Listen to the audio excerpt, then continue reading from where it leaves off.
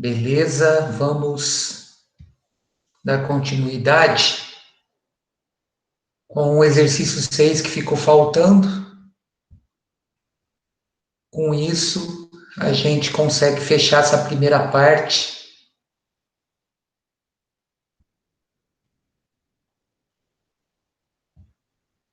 Então, vejam.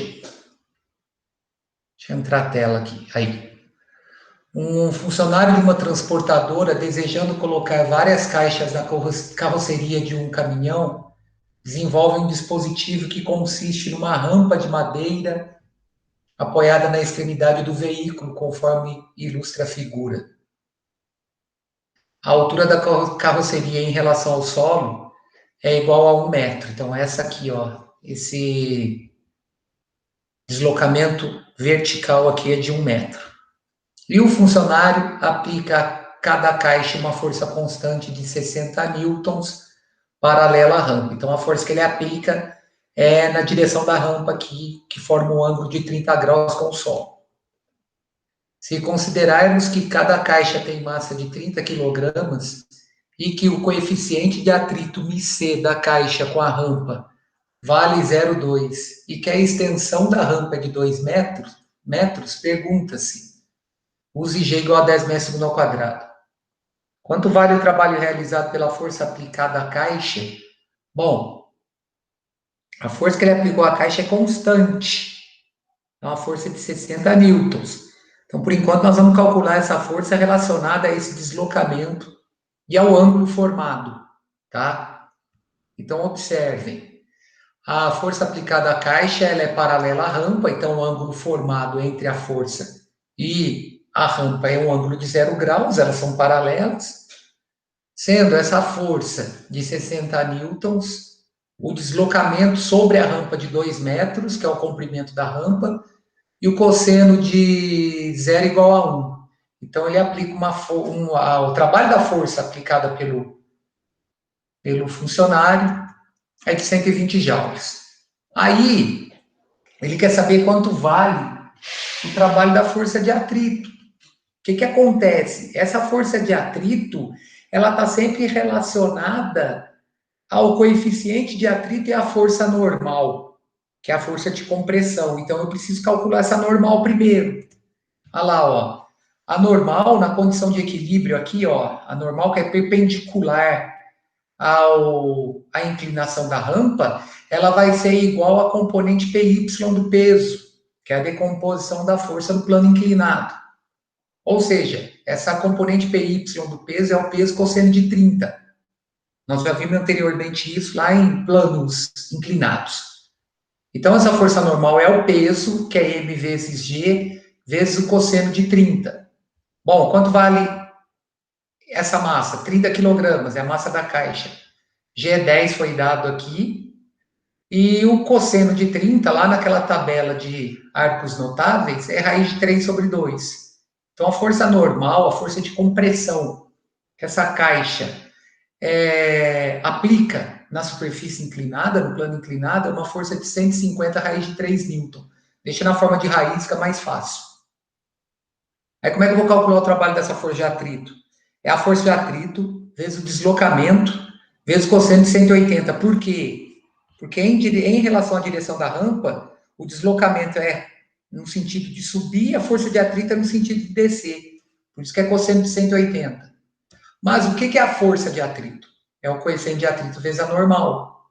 Então, eu vou ter o coeficiente de atrito vezes a normal vezes o deslocamento, que é a extensão da rampa, vezes o cosseno de 180, que é menos 1. Aí é só trocar valor, ó. 0,2 é o coeficiente de atrito dado. 150 raiz de 3 é a força normal que nós calculamos. 2 é a extensão da rampa, menos 1 é o cosseno de 180. O resultado disso, multiplicando 0,2 por 150 dá 30, multiplicando por 2 dá 60, multiplicando por menos 1 dá menos 60 e acompanha essa raiz de 3. Bom, para a semana, para sexta-feira, esses 6 exercícios aí, tá, pessoal? Exercício do 1 ao 6, da sessão Hora de Estudo, páginas 62 e 63, é desse capítulo 4, tá? É a outra sessão, hora do estudo que vocês têm lá. Então, do 1 ao 6, isso para dia 14, agora que é sexta-feira. Tranquilo? Até aqui, beleza? Sem problema nenhum, tudo sossegado. Eu vou dar início ao assunto novo, porque aí na segunda-feira eu já consigo ter o assunto desenvolvido para resolver exercícios, e na 4 horas a gente encerra, tá? Então, ó, não esqueçam desses exercícios do 1 ao 6, páginas 62 e 63, beleza? Liz.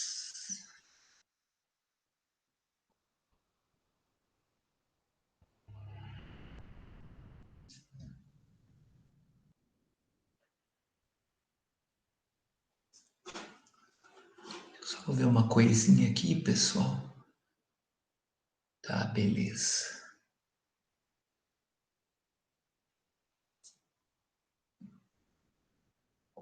Bom, então o assunto novo aí é trabalho de uma força variável. Esse conteúdo é bem simples, tá? Ele está na página 53, é logo depois do exercício 6 aí.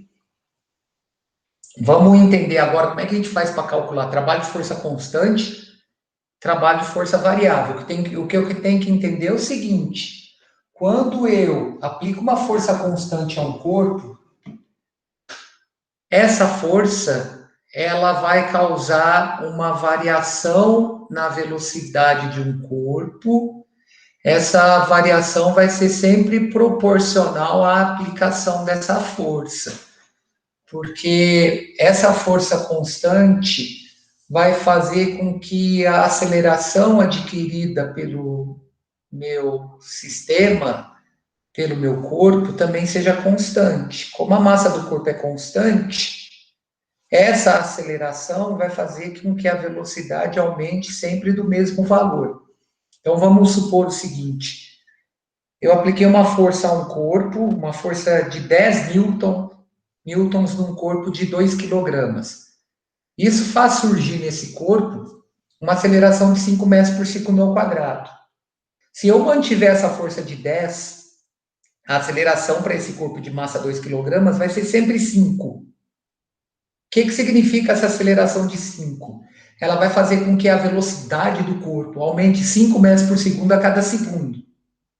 Então, eu posso calcular o trabalho dessa força constante através dessa expressão aqui, que o trabalho dessa força é a força vezes o deslocamento, multiplicado ainda pelo cosseno do ângulo formado entre a força e o deslocamento.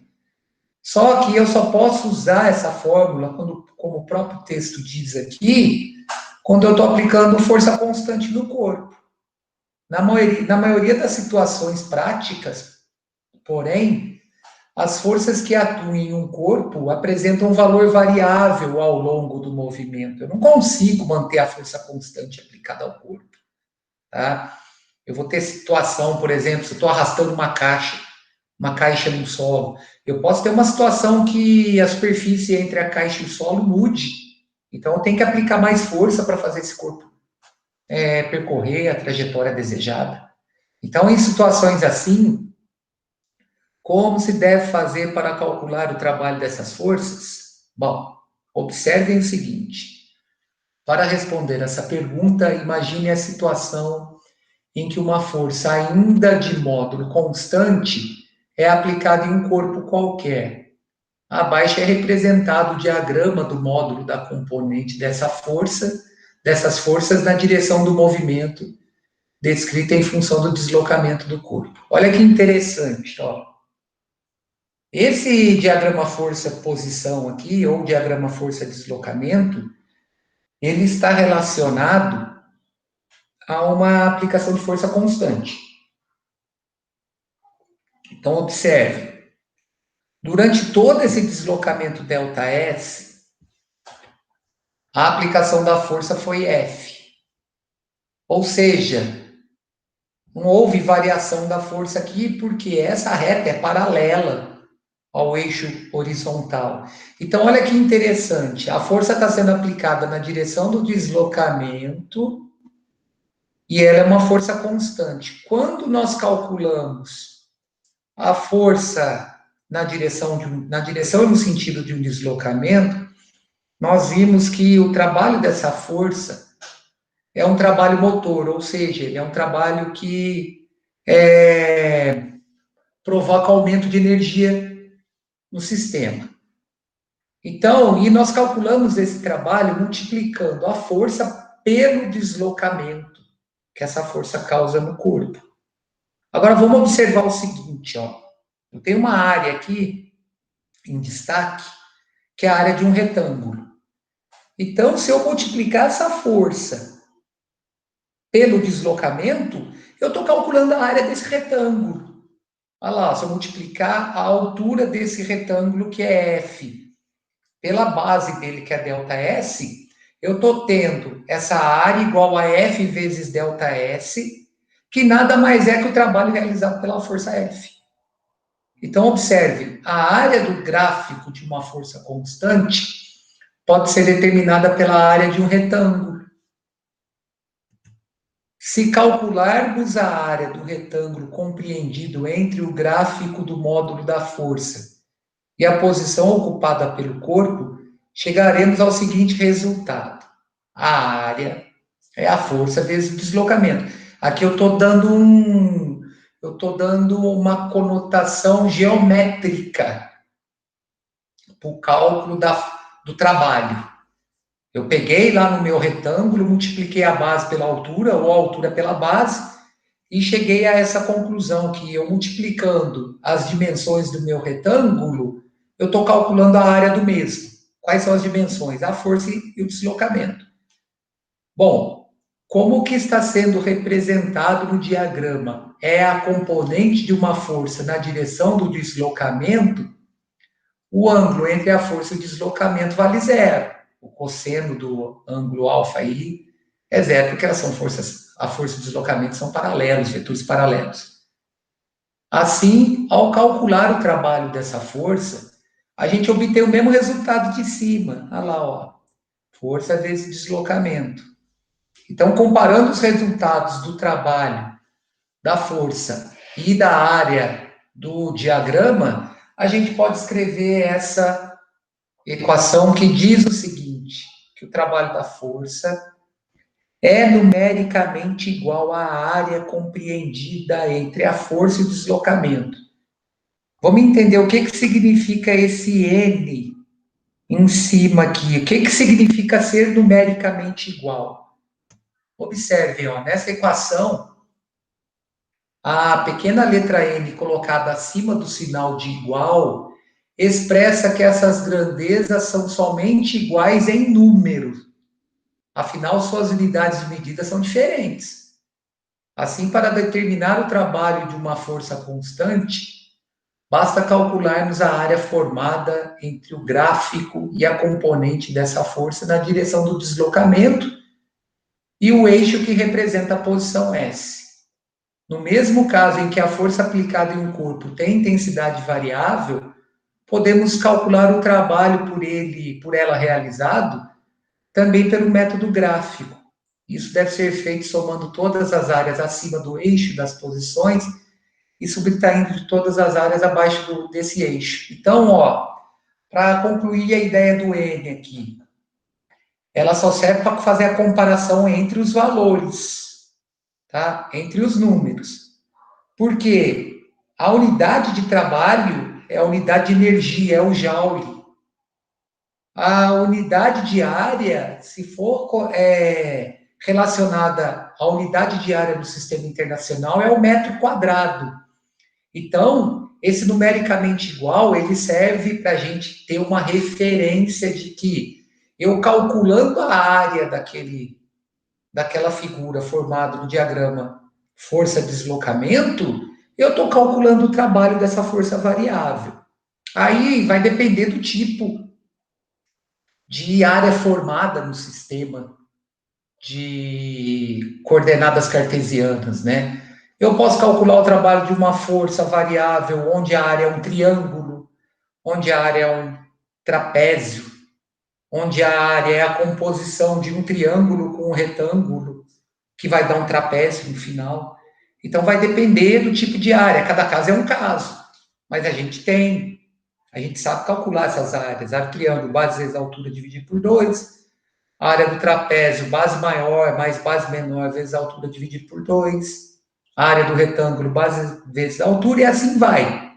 Só que eu tenho que ter em mente o seguinte: toda vez que eu for calcular essas áreas, eu considero trabalho positivo tudo que está acima do eixo horizontal e trabalho negativo tudo que está abaixo do eixo horizontal. Por isso que eu faço a região superior aos eixos das posições como positivo, subtraindo da área abaixo desse eixo que é negativa, tá?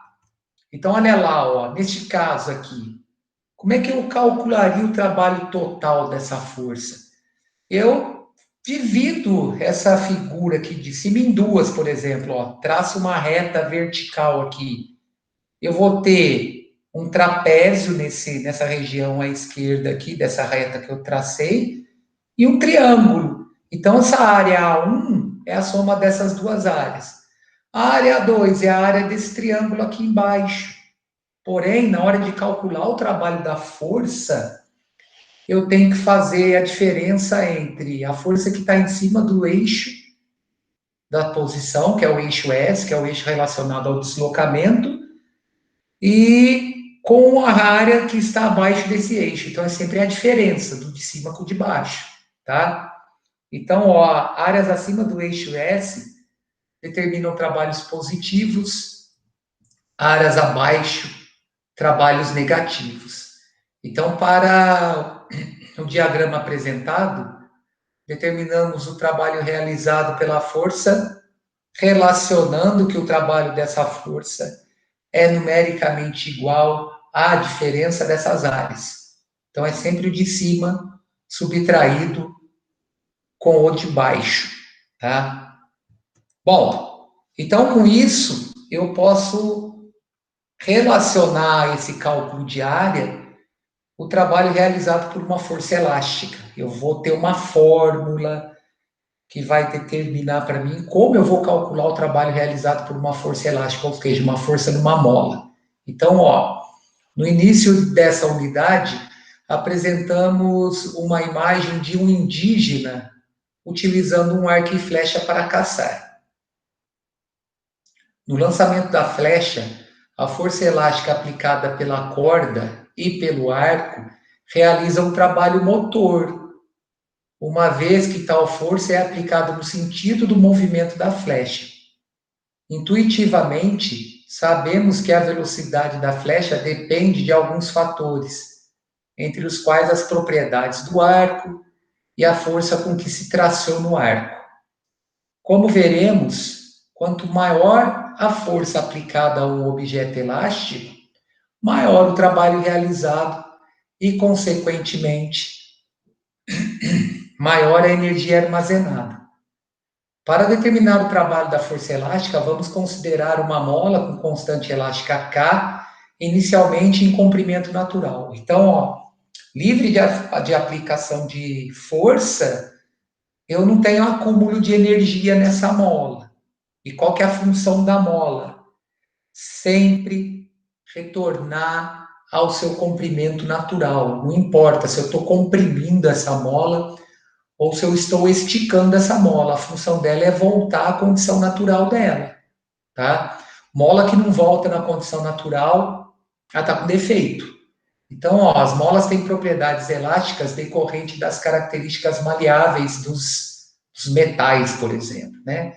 Vai depender do tipo de metal que eu uso, da espessura dessa mola e tudo mais. Então, quanto mais espessa for essa mola e quanto mais resistente for o material, maior é a força que eu tenho que aplicar para deformá-la. Ou seja, mais energia eu vou ter que transferir para essa mola para que ocorra uma deformação na mesma. E mais energia essa mola vai absorver, tá? Bom, então, ó, se um objeto de massa M for posicionado na extremidade livre da mola e em seguida empurrado contra ela até uma posição A qualquer, a mola adquire uma compressão ΔX em função da força aplicada contra ela. Então, ó, na figura, o vetor força elástica representa, o vetor FEL representa a força elástica que a mola aplica no corpo após a compressão. Então, ó, a força elástica na compressão realiza trabalho resistente, pois acumula energia. É lógico, eu estou comprimindo a mola. Qual que é a função da mola? Retornar à sua posição natural. Então, para ela retornar à posição natural, essa mola vai aplicar uma força sobre o objeto, que é a força relativa a essa compressão que foi aplicada na mesma. Essa força está associada à compressão e à constante elástica da mola. Então, observe nessa situação que o deslocamento e a força elástica têm sentidos opostos. Por isso que o trabalho é resistente. A mola está acumulando energia. Logo na compressão ou na elongação, a força elástica realiza trabalho resistente. Portanto, ela vai realizar um trabalho negativo. Tá? Por quê? Porque neste caso, o vetor força elástica e o vetor deslocamento, que está relacionado à compressão que eu gerei na mola, eles têm a mesma direção em sentidos opostos. Então, ó, após a compressão, a mola pode ser relaxada pela ação da própria força elástica, voltando à sua posição inicial. Então, o que vai acontecer? Ao restituir seu formato normal, a força elástica realiza um trabalho potente. Porque o que essa força elástica vai fazer? Ela vai fazer que, por exemplo, numa condição de compressão, essa força reestabeleça o comprimento natural da mola. Então, esse reestabelecimento vai gerar um deslocamento na mesma aplicação da força. Então, neste caso, a mola está transferindo energia. Então, note que, neste caso, o deslocamento e a força elástica têm sentidos iguais. Assim, na restituição da mola, ao seu comprimento natural, a força elástica realiza um trabalho potente, no caso, trabalho motor, que é um trabalho positivo. Agora, o que nós temos? Em ambos casos, a intensidade da força elástica aplicada pela mola sobre o bloco, ela vai ser sempre igual à constante elástica da mola, que é característica dela, multiplicada pela deformação sofrida pela mesma. Então, para determinar o trabalho da força elástica, essa relação F vezes ΔS não pode ser utilizada. Por quê? Porque essa força elástica não é constante durante todo o deslocamento. Numa condição da mola estar comprimida, eu tenho o maior acúmulo de energia nessa mola. Então, neste ponto de compressão, antes de eu abandonar esse sistema, é o ponto onde eu vou ter a maior força aplicada sobre a mola. Conforme essa mola vai deformando, voltando à sua condição natural, essa força vai diminuindo. Então, ela é uma força variável. Logo, devemos determinar o trabalho pelo cálculo da área da força elástica em função do deslocamento, no caso, em função da deformação, conforme o diagrama. Então, observe o seguinte, ó, observe que a área do gráfico entre a força elástica e o deslocamento é triangular. Por que essa área do gráfico entre a força elástica e o deslocamento é triangular? Porque eu tenho um acúmulo de força aplicado na mola, por exemplo, quando essa mola está comprimida, e durante o processo dela transferir a energia para o corpo, restituindo sua condição natural, essa força vai diminuindo até que ela zera na condição da mola estar na sua posição natural, ou seja, eu zero a deformação. Então, usando a relação matemática para determinação da área de um triângulo, nós temos que o trabalho da força elástica ele vai ser igual à base, que é ΔX, vezes a altura, que é a força elástica relacionada à lei de Hooke, que é K ΔX dividido por 2. Então, essa expressão, pessoal, que vai determinar para a gente o trabalho da força elástica sobre uma mola. É K ΔX quadrado dividido por 2. Ou seja, o trabalho da força elástica pode ser determinado pela área do gráfico da força pelo deslocamento. Como visto anteriormente, esse trabalho pode ser resistente, no caso negativo, na condição de eu estar esticando ou comprimindo a mola. Na hora que eu estou esticando ou comprimindo essa mola, a função da mola é voltar para a condição natural dela. Ou esse trabalho vai ser motor na restituição do comprimento natural. Então, levando em consideração essas condições, nós temos que o trabalho da força elástica ele pode ser igual a mais ou menos K ΔX quadrado dividido por 2, tá? O trabalho vai ser positivo na condição de restituição e o trabalho vai ser negativo na condição de eu estar comprimindo essa mola ou esticando-a, tá? Na condição de comprimir e de esticar, a força elástica vai ser sempre contrária ao deslocamento causado dessa mola. E na condição dela restituir, a força elástica vai ter sempre a mesma direção e sentido do deslocamento gerado na mola. Beleza? Bom, hoje nós vamos ficar por aqui. Na segunda-feira, eu vou resolver, são 3 exercícios, são exercícios simples. Então, na segunda-feira, eu consigo resolver esses exercícios e já entrar no assunto de potência e rendimento. Com o assunto de potência e rendimento, pessoal, eu acabo a apostila. Então, semana que vem nós vamos encerrar essa apostila 2. Beleza? Então não se esqueçam da tarefa, tá? Exercícios de 1 a 6, páginas 62 e 63, até sexta-feira, dia 14 agora. Certinho, gente? Eu vou parar por aqui que eu tenho uma reunião agora. Um abraço para todo mundo e boa semana, bom final de semana. Qualquer dúvida pode me mandar o e-mail que eu respondo, ou se a solução for meio complexa, eu respondo na segunda-feira, tá? Um abraço para todo mundo e até segunda. Tchau. Tchau, gente. Um abraço. Tudo de bom.